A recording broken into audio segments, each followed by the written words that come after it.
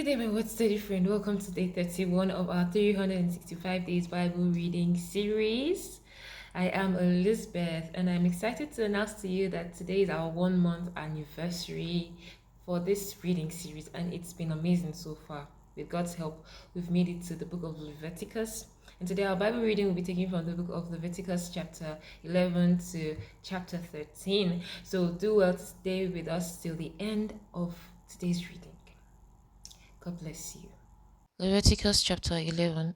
And the Lord spake unto Moses and to Aaron, saying unto them, Speak unto the children of Israel, saying, These are the beasts which ye shall eat among all the beasts that are on the earth. Whatsoever parted the hoof, and is cloven footed, and cheweth the cud among the beasts, that shall ye eat. Nevertheless, these shall ye not eat of them that chew the cud, or of them that divide the hoof, as the camel, because he cheweth the cud, but divided not the hoof. He is unclean unto you. And the coney, because he chewed the cud, but divided not the hoof, he is unclean unto you. And the hare, because he chewed the cud, but divided not the hoof, he is unclean to you. And the swine, though he divide the hoof, and be cloven footed, yet he chewed not the cud, he is unclean to you. Of their flesh shall ye not eat, and their carcass shall ye not touch, they are unclean to you. These shall ye eat of all that are in the waters, whatsoever hath fins and scales in the waters, in the seas, and in the rivers, them shall ye eat. And all that have not fins and scales in the seas and the rivers, of all that move in the waters, and of any living thing which is in the water, they shall be an abomination unto you. They shall be an abomination unto you. Ye shall not eat of their flesh, but ye shall have their carcasses in abomination. Whatsoever hath no fins nor scales in the waters, that shall be an abomination unto you. And these are they which ye shall have in abomination among the fowls. They shall not be eaten, they are an abomination. The eagle and the ossifrage, the osprey and the vulture, and the kite after his kind, every raven after his kind, and the owl and the night hawk, and the cuckoo, and the hawk after his kind, and the little owl, and the cormorant, and the great owl, and the swan, and the pelican, and the gyre eagle, and the stork, and the heron after her kind, and the lapwing, and the bat. All fowls that creep going upon all four shall be an abomination unto you. Yet these may ye eat of every flying creeping thing that goeth upon all four, which have legs above their feet, to leap without upon the earth. Even these of them ye may eat, the locust after his kind, and the bowed locust after his kind, and the beetle after his kind, and the grasshopper after his kind. But all other flying creeping things which have 4 feet shall be an abomination unto you. And for these shall ye be unclean. Whosoever toucheth the carcass of them shall be unclean until the even. And whosoever beareth aught of the carcass of them shall wash his clothes, and be unclean until the even. The carcasses of every beast which divided the hoof, and is not cloven footed, nor chewed the cord, are unclean unto you. Every one that toucheth them shall be unclean. And whatsoever goeth upon his paws among all manner of beasts that go on all four, those are unclean unto you. Whoso toucheth their carcass shall be unclean until the even.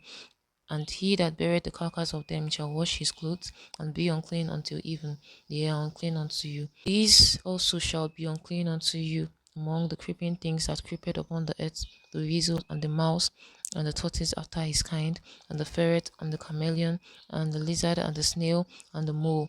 These are unclean to you among all that creep.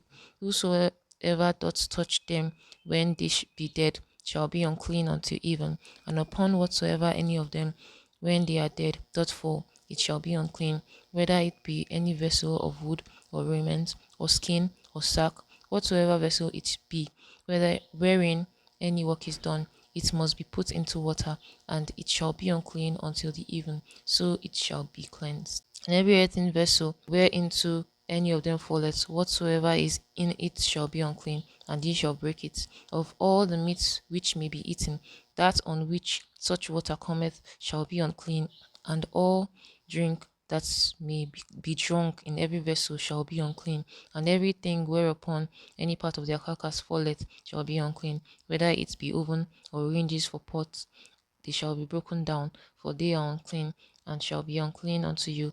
Nevertheless, a fountain or pit, wherein there is plenty of water, shall be clean, but that which toucheth their carcass shall be unclean. And if any part of their carcass fall upon any sowing seed which is to be sown, it shall be clean. But if any water be put upon the seed, and any part of their carcass fall thereon, it shall be unclean unto you. And if any beast of which ye may eat may die, he that toucheth the carcass thereof shall be unclean until the even, and he that eateth of the carcass of it shall wash his clothes, and be unclean until the even. He also that beareth the carcass of it shall wash his clothes, and be unclean until the even. And every creeping thing that creepeth upon the earth shall be an abomination, it shall not be eaten. Whatsoever goeth upon the belly, and whatsoever goeth upon all four, or whatsoever hath more feet among all creeping things that creep upon the earth, them ye shall not eat, for they are an abomination. Ye shall not make yourself abominable with any creeping thing that creepeth, neither shall ye make yourself unclean with them, that ye should be defiled thereby, that ye should be defiled hereby. For I am the Lord your God. Ye shall therefore sanctify yourself, and ye shall be holy, for I am holy. Neither shall ye defile yourself with any manner of creeping thing that creepeth upon the earth. For I am the Lord that bringeth you up out of the land of Egypt to be your God. Ye shall therefore be holy, for I am holy. This is the law of the beasts, and of the fowl, and of every living creature that moveth in the waters, and of every creature that creepeth upon the earth, to make a difference between the unclean and the clean, and between the beasts that may be eaten and the beasts that may not be eaten. In the book of Leviticus, chapter 11, God told the children of Israel what to eat and what not to eat on the earth and in the waters. That is the law of the beasts and of the fowls and of every creeping thing on the earth. And he told them what to eat and what not to eat, and what to be termed clean and what to be termed unclean. Leviticus chapter 12.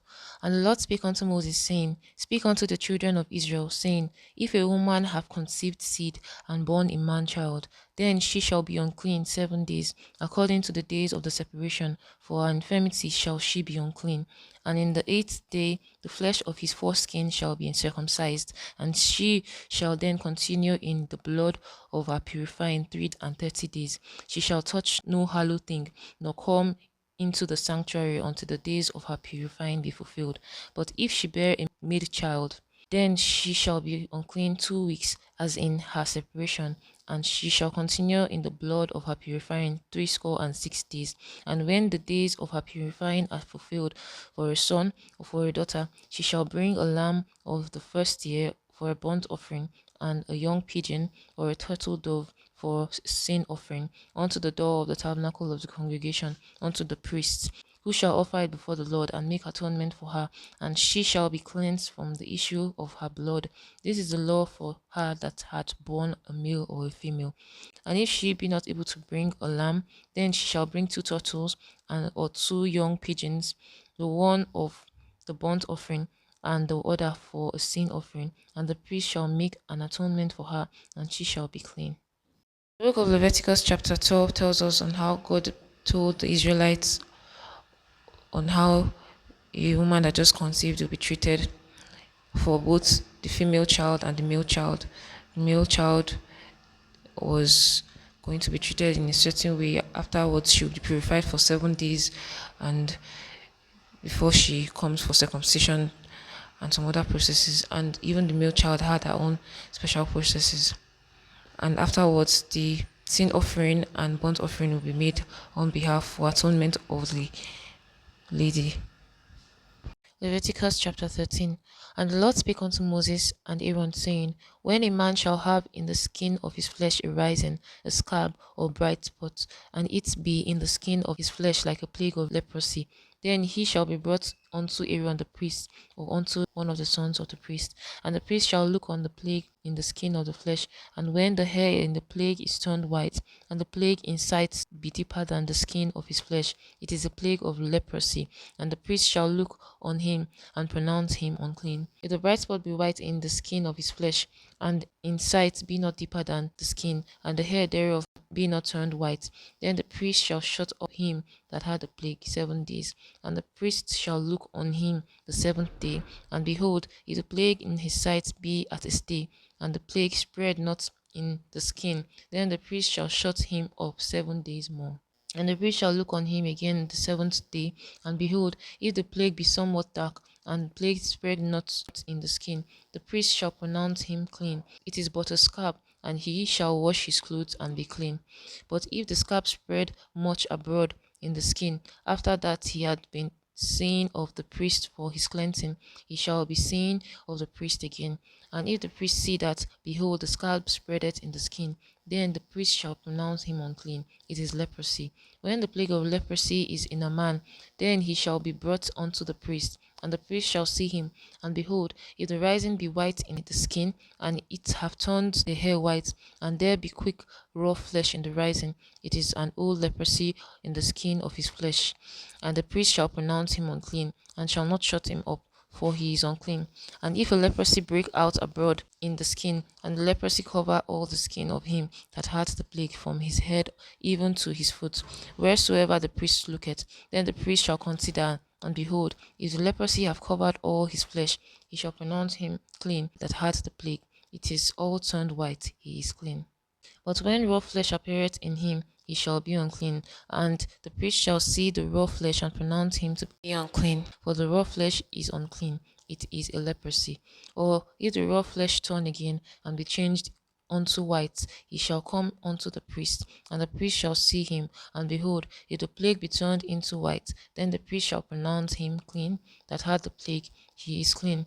The flesh also in which, even in the skin thereof, was a boil, and is healed. And in the place of the boil there be a white rising, or a bright spot, white or somewhat reddish, and it be shewed to the priest.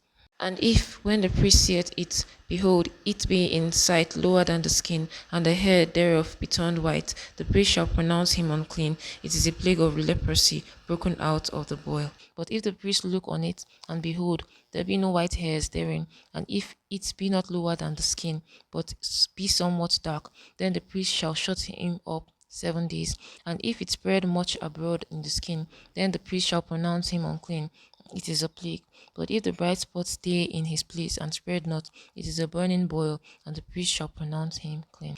Or if there be any flesh in the skin whereof there is a hot burning, and the quick flesh that burneth have a white bright spot, somewhat reddish or white, then the priest shall look upon it, and behold, if the hair in the bright spot be turned white, and it be in sight deeper than the skin, it is a leprosy broken out of the burning.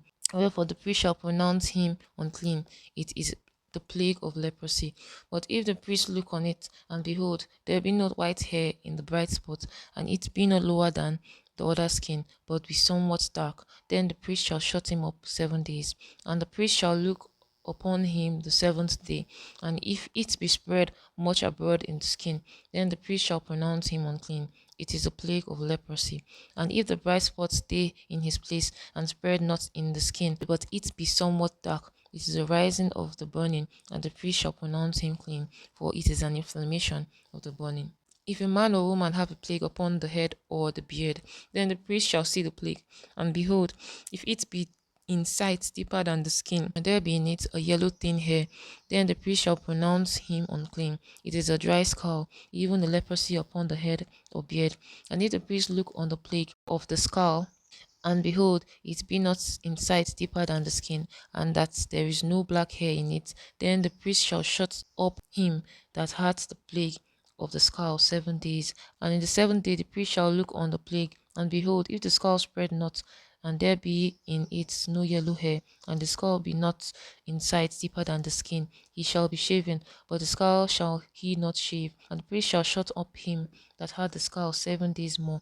And in the seventh day the priest shall look on the skull, and behold, if the skull be not spread in the skin, nor being in sight deeper than the skin, then the priest shall pronounce him clean. He shall wash his clothes and be clean. But if the skull spread much in the skin after his cleansing, then the priest shall look on him, and behold, if the skull be spread in the skin, the priest shall not seek for yellow hair, for he is unclean. But if the skull be in his sight at a stay, and that there is black hair grown up therein, the skull is healed, he is clean, and the priest shall pronounce him clean. If a man also or a woman have in his skin of their flesh bright spots, even white spots, then the priest shall look, and behold, if the bright spot in the skin of their flesh be darkish white, it is a freckled spot that groweth in the skin, he is clean. And the man whose hair is fallen off his head, he is bowed, yet is he clean. And he that had his hair fallen off from part of his head towards his face, he is forehead bowed, yet is he clean.